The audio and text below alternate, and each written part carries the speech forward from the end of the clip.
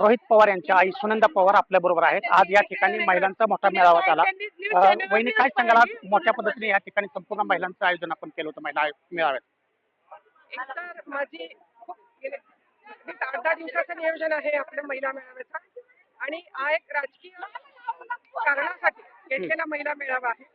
मी agriculture development ट्रस्टची या संस्थेची मी विश्वस्त आहे आणि गेले 35 वर्ष मी या संस्थेच्या माध्यमातून महिलांसाठी काम करते. 12,000 महिला माझ्याशी डायरेक्ट कनेक्टेड आहेत.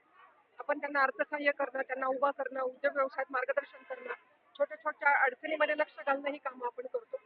आज याच महिला शक्तीला मी आवाहन केलं की आपल्याला सुप्रियाताईंच्या सोबत राहायचंय आणि आपल्याला त्यांना पाठिंबा द्यायचा आहे, म्हणून तुम्ही इथे या आणि या आव्हानाला प्रतिसाद देऊ. आज या हजारोच्या संख्येने आज महिला इथं आल्या आणि शेवटपर्यंत लक्षपूर्वक सर्व कार्यक्रम त्यांनी ऐकला आणि अतिशय चांगल्या पद्धतीने या महिलांनी मला सहकार्य केलं आणि हा अतिशय चांगला मेळावा आज या बारामतीच्या या परिसरामध्ये पार पडलेला आहे. प्रतिभा कापी आज सगळ्यांचं लक्ष वेधून घेत होत्या. जवळपास 50 वर्षांनी त्या व्यासपीठावर दिसल्या. त्यांनी लेखीसाठी हात जोडले. त्याबद्दल आपलं काय मत आहे? एक तर ती आई आहे आणि त्या खरं व्यासपीठावर यायला तयार नव्हत्या. त्या खाली बसल्या होत्या. त्या पण ह्या कार्यक्रमाला त्या येणार नव्हत्या. मीच खूप आग्रह केला म्हणून आज त्या आल्या आणि व्यासपीठावर तुम्हाला माहिती काकी कधी जात नाही, पण आज मी त्यांना विनंती केली की बसा, आज लेकीचं कौतुक बघा आणि त्या बसल्या. पण एक त्याला उत्स्फूर्त ज्याला एक प्रतिक्रिया म्हणतो आपण की एवढी मोठी महिला शक्ती बसली तर आईने नमस्कार करणं त्यांनी ते केला आणि असं उत्स्फूर्त होतं, त्याच्यामध्ये काही नव्हतं. पण लेकीसाठी आईने हात जोडले, त्यामुळं समोर बसलेल्या सर्व ज्या महिला होत्या त्यांनाही त्यांची आई मला वाटतं त्यांच्या समोर नक्कीच दिसली असेल.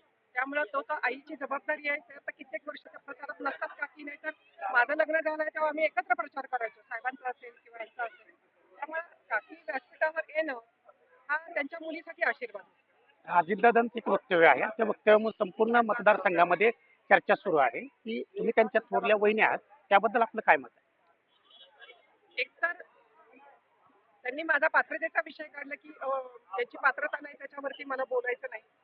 मला तो कळला नाही की पात्रतेचे निकष काय आहेत त्यांचे, ते एकदा मला समजून घ्यावे लागतील. जेव्हा मला वेळ मिळेल तेव्हा मी त्यांना निश्चित विचारेन की मला निकष सांगा की कुठले निकष तुम्ही मला लावले की ज्याच्यामध्ये मी बसत नाहीये. त्यामुळे आतापर्यंत जे काही काम केलं 30-35 वर्ष त्याचा फायदा तर नक्कीच तुम्हाला झाला. ॲज अ विधायक इथले आमदार म्हणून तुम्हाला नक्कीच त्याचा फायदा झालेला आहे. कारण माझं इथं काही राजकीय कारणच नव्हतं इथं काम करायचं. माझी संस्था बारामतीत आहे, आम्ही सगळे काम इथंच करतो बारामतीकरांसाठी. त्यामुळे तो शब्द वापरला तो थोडासा मला लागला खरं. कारण 43 वर्ष झाली या कुटुंबात येऊन आणि दादा आम्ही तुम्हाला खूप वेगळ्या पद्धतीने पाहत होतो. मला प्रचंड कौतुक होतं दादांचं, पण असं नाही त्यांच्या तोंडातून जायला. ठीक आहे, काही हरकत नाही. वेळ मिळाल्यावर मी त्यांना विचारेन की काय निकष आहेत, त्या निकषामध्ये तुमची वहिनी कुठं कमी पडते ते मी विचारेन. नक्कीच ह्या होत्या सुनंदा पवार, ज्यांना उपमुख्यमंत्री अजित पवार यांनी जो वक्तव्य केलं होतं ते त्यांच्या मनाला लागलं आहे. जावेद मुलानी, जी 24 तास, बारामती.